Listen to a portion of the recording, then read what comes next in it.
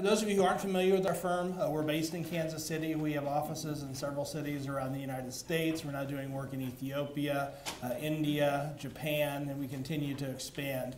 One of the things I love about coming to Auburn is you're the longest standing client of our company outside the Kansas and Missouri area. So when I first came out here, it was the first client in Southeast United States. So this has been an invaluable relationship for me personally as the CEO of our company. As you can see now from the map, we're in communities all over the country. We have all sorts of data gathering across from parks and recreation, libraries, police, transportation, you name it, sector of local government. We gather research in those areas. As far as for this evening, I'm just going to walk you through briefly how we did the survey. It hasn't changed a lot from last year. I know you've got a lot on your plate this evening, so I'm going to try to get to the major findings. And then if there's time and you have any questions, I'll be happy to answer them. As far as the overall purpose, this city's been committed to getting input from residents for a really long time. When I show you some of the benchmarks, you're going to see that you truly are one of the most, or the highest performing organizations among cities in the United States. And that doesn't come by accident. That's from years of commitment to listening to the community and gaining the community's trust. That doesn't mean that you don't hear people who have concerns or complaints, but that's part of the process.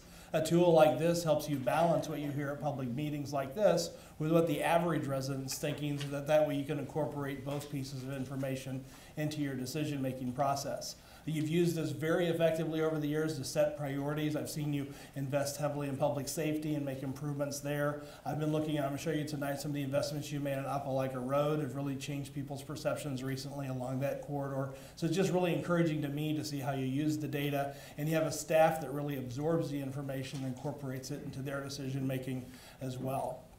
As far as the, I might just do this, that might be easier. As far as the methodology, we selected 806 households actually completed this survey. Our goal each year is about 600, so we continue to get a good response to the survey.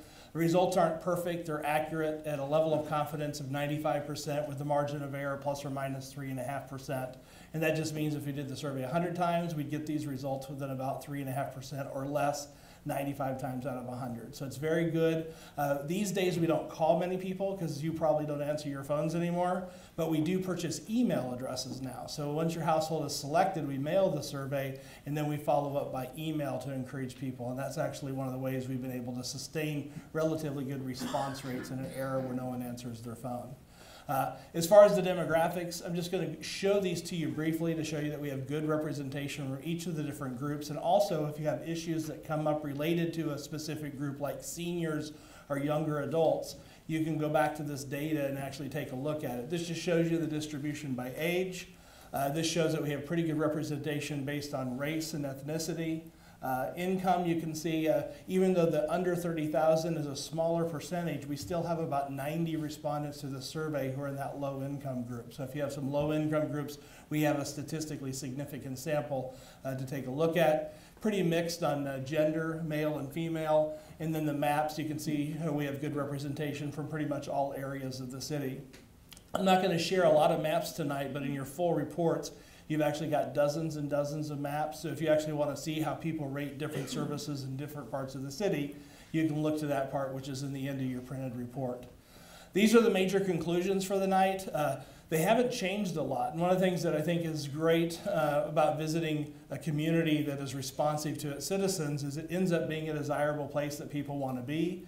You tend to do well year after year. And even though we've seen some decreases, you're going to see that the concern about downtown parking is an issue you're all aware of, but you're aware of it. I don't come here and usually share an issue that you didn't know about.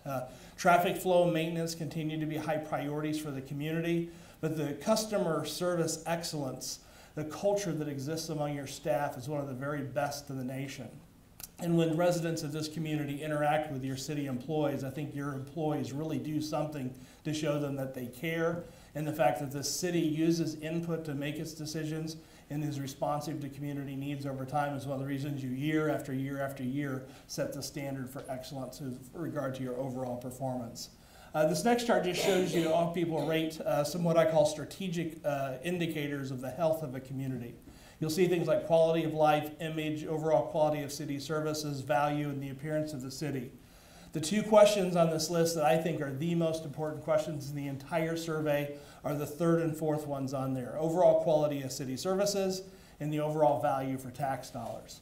At the end of the day, what do people think regarding everything that you do? Only 3% of folks here in Auburn are dissatisfied, and you can see that that's nearly over 80% give you positive ratings. So 84 to 3. So every time you hear somebody complain that the city doesn't do its service delivery very well, there's about 28 people out there that actually think you do a really good job.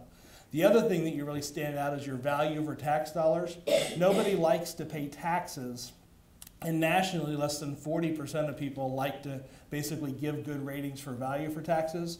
You're almost double that at 74%, and only 8% of your residents don't feel good about what they pay. So you're to be commended. You didn't get to those results by accident. It's been years of planning and being responsive to residents. In addition, this is one of the reasons you have traffic flow issues. People want to be here. They want to raise their children here. They want to live here. They want to work here. Your ratings in these areas are among the very best in the nation. You're a desirable community, and if you're a desirable community, you're going to have this issue. I guarantee you, this is the best issue for a city to have. Cities where traffic flow is not an issue because they're decaying and dying and people are moving away, they're not happy places to live. You're going to continue to attract business here. You're going to have more people want to live here because this is a great community. And so part of that is you have to continue planning so the quality of life and some of these attributes don't decline over time, but you've done a good job sustaining very high levels consistently now for many years. As far as your major categories of city services, these are kind of the departmental areas that were assessed. And I mentioned this before to you, but there's this thing called brand equity. In other words, it's kind of how much goodness or credibility does an agent or does an organization have. So in other words, can you make a mistake and will people forgive you?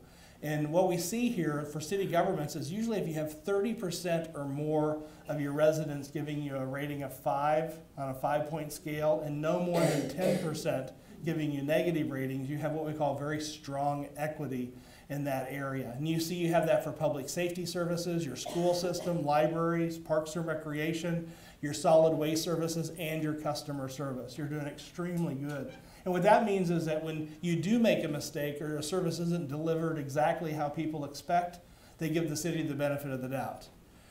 You'll notice that traffic flow is kind of on the other end of the spectrum, but you've been managing that pretty well. I don't mean that it's getting a lot better, but we aren't seeing dramatic decreases. For example, Austin went from having ratings about where you're at 10 years ago to having a satisfaction of about 10% now.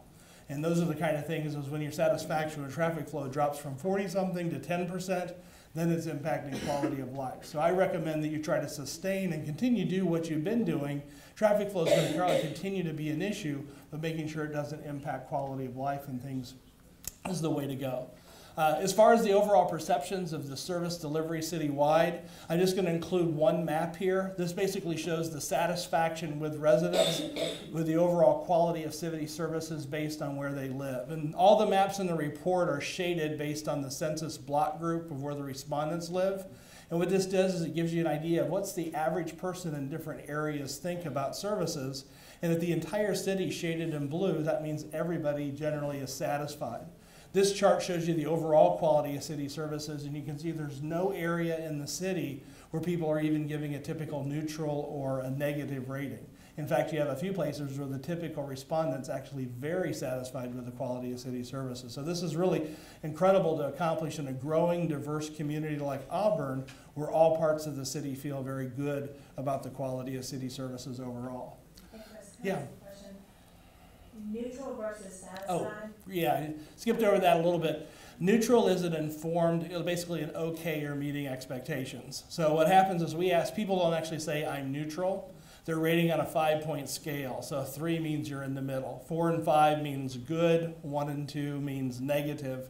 So what we found is if someone gives us what we label as a neutral, it means they're okay with the service. They haven't had a real good experience, haven't had a really bad experience. It pretty much beats their expectations. Whereas if somebody says they don't know, that's actually not part of that rating. So it's not an uninformed rating, but it's much more a lukewarm response, if that makes sense to you.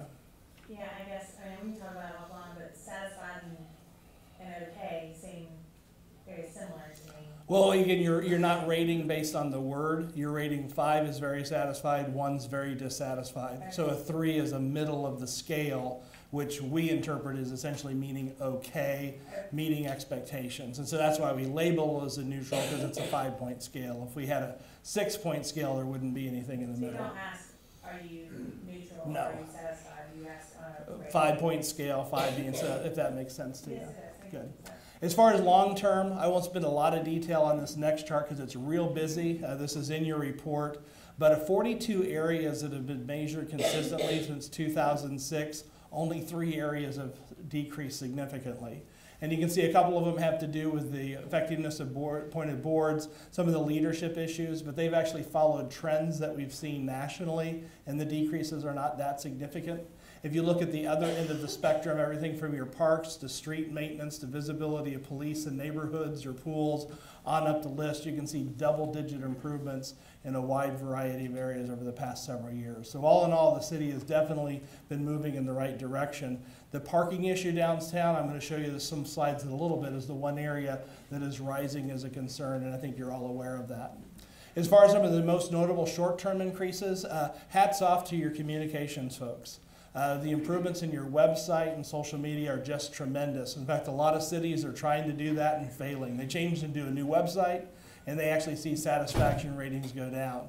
You've actually really found something that works very well for your community this year, and we saw it in the ratings. We also saw that the perceptions of what you accept, or whether you've educated people differently, perceptions of what's available for recycling have also improved a lot compared to a year ago.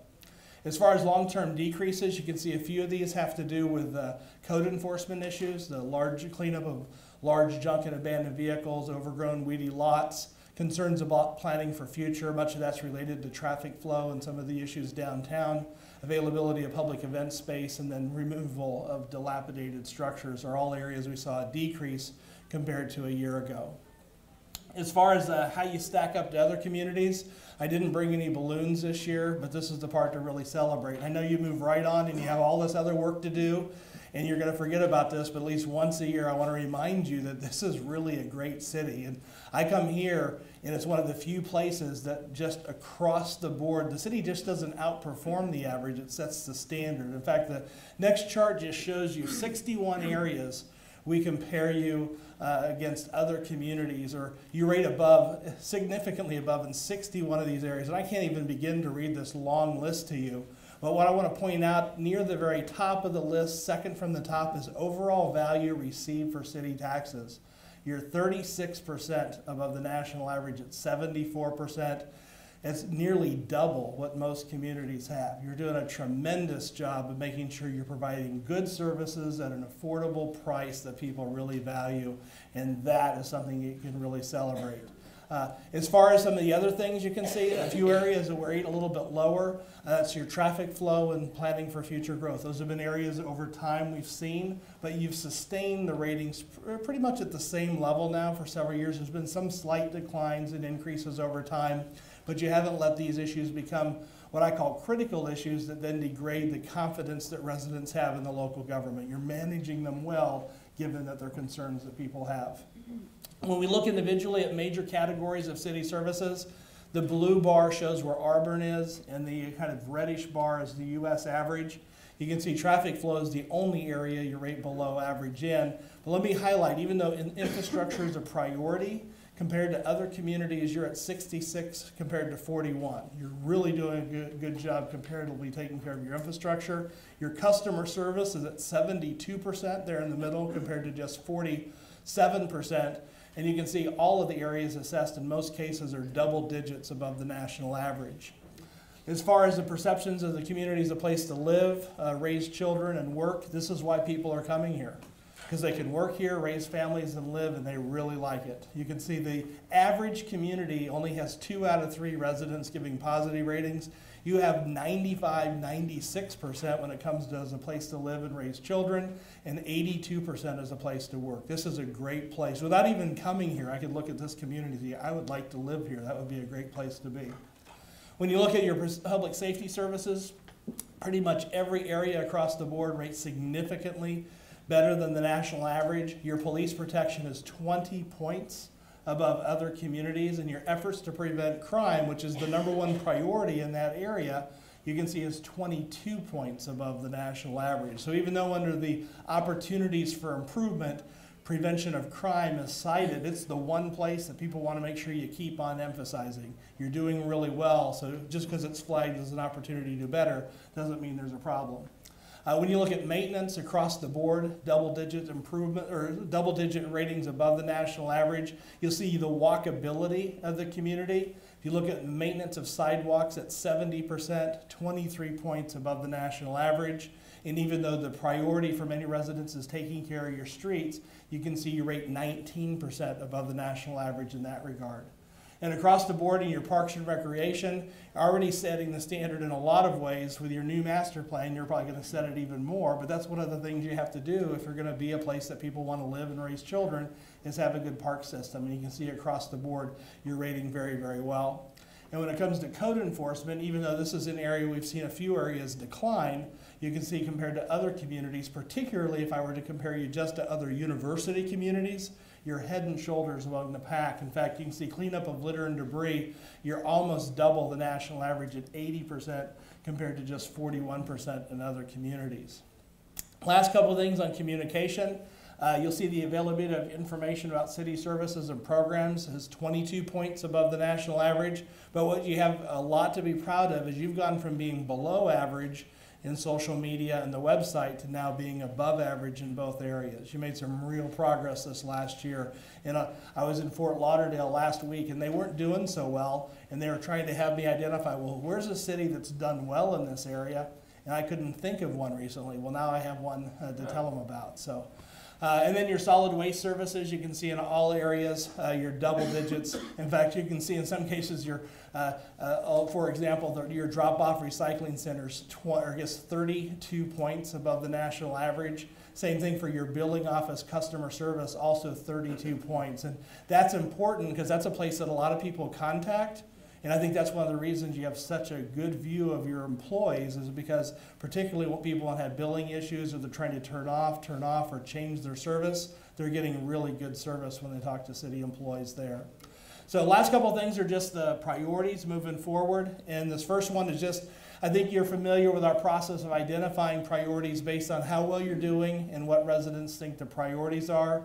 #1 outcome is traffic flow. It's been that way for a while. It doesn't mean it's not going to disappear, but it's important to let the community know that you own the issue and let them know what you're doing about the issue, as well as invest in the issue. As long as the community thinks you're being proactive, you should be able to sustain the current levels. And see, taking care of infrastructure, kind of followed by code enforcement, kind of round out the top 3.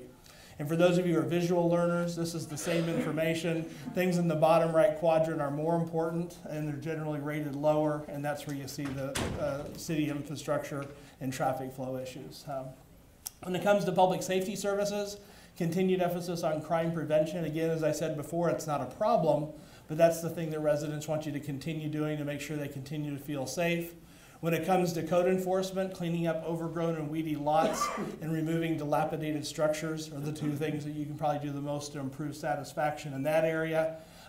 Continuing to look at ways you can accept materials, or educating people about what you do accept for recycling is the top impact probably in your solid waste areas. And when it comes to parks and recreation, you can see there's no areas right now that are really out of line with expectations, but can issue about the quality of special events, which I heard you just talking about. Your senior programs and maintenance of parks are the 3 areas at the top of the list there.